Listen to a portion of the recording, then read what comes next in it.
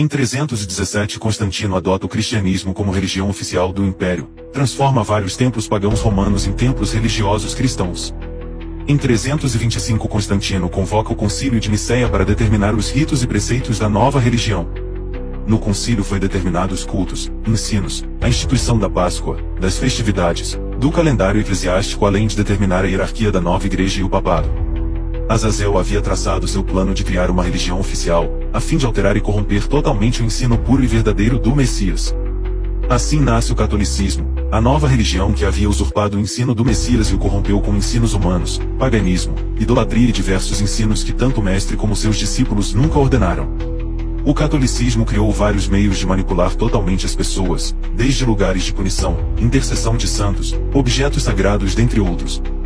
Criou o inferno, que na realidade se deriva de inférios, a sepultura dos mortos, mas que no catolicismo se tornou o temido inferno de fogo e punição, além da crença no purgatório e almas, onde as mesmas eram atormentadas caso desobedecessem à religião, o mesmo conceito utilizado no Egito Antigo, como registrado no Livro dos Mortos, uma forma de criar medo e terror entre as pessoas e as mesmas serem submissas à sua doutrina. O ensino puro e simples do mestre foi transformado em inúmeros preceitos, doutrinas e ordenanças no meio religioso, graças a homens corruptos a serviço dos caídos, os quais querem a todo custo levar as pessoas à perdição.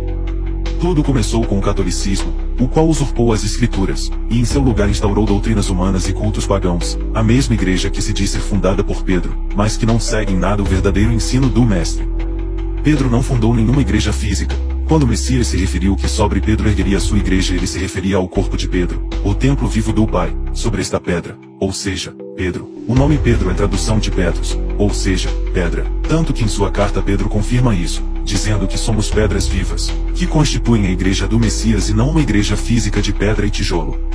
Em nenhuma passagem bíblica cita Pedro se declarando papa ou líder de alguma igreja. Paulo não menciona nenhuma igreja de Pedro quando esteve preso em Roma por 2 anos. Não há nenhuma menção da Igreja Católica na Bíblia, nem mesmo em Apocalipse, quando o Messias enviou cartas às 7 igrejas da Ásia. Se de fato o catolicismo foi fundado por ele, devia haver uma carta destinada a tal, mas não há nenhuma.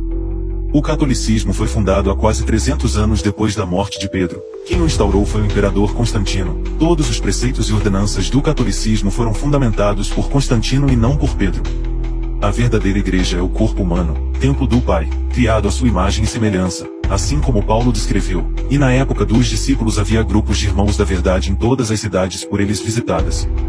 Logo após a morte dos discípulos, a igreja ficou abalada. Nisto se levantaram falsos líderes, os quais se assumiam como sucessores dos discípulos, a exemplo Clemente, Lino, Irineu, Anacleto, dentre outros.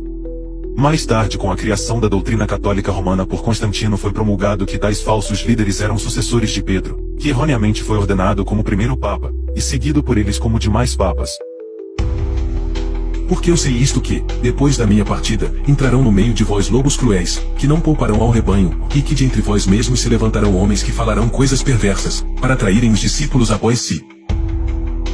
Tanto Pedro como demais discípulos nunca se colocaram como mestres ou líderes, pois isso contraria ao ensino do Messias, o qual disse que ninguém devia se exaltar ou se colocar acima dos demais, muito menos a cargo de Papa, o qual significa Pai, sendo que o Messias disse para não chamarmos ninguém nessa terra de Pai, pois só um é nosso Pai.